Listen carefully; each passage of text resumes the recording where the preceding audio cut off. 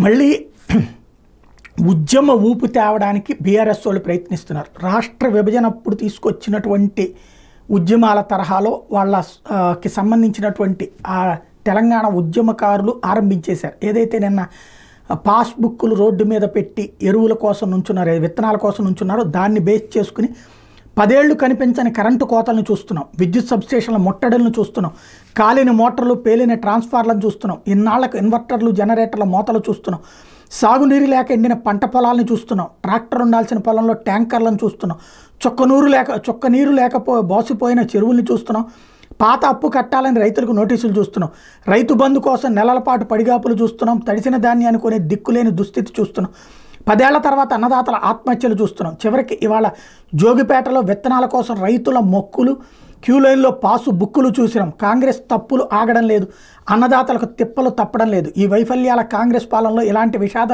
దృశ్యాలు ఇంకెన్ని చూడాలో అంటూ ప్రచారం ప్రారంభించింది. అయితే ఇందులో కాంగ్రెస్ ఉన్నప్పుడు కరెంటు కోతలు ఉన్నాయి, ఇదైతే బీఆర్ఎస్ ఉన్నప్పుడు కూడా రైతు బంధు అప్పుడు టైంకి ఏం పడలేదు, లేట్ అవుతా వచ్చింది. కాకపోతే అప్పుడు ఆత్మహత్యలు ఉన్నాయన్నీ కదా రేవంత్ రెడ్డి ప్రచారంలోకి తీసుకొచ్చింది, అదేం లేదని చెప్పే ప్రయత్నం చేస్తోంది.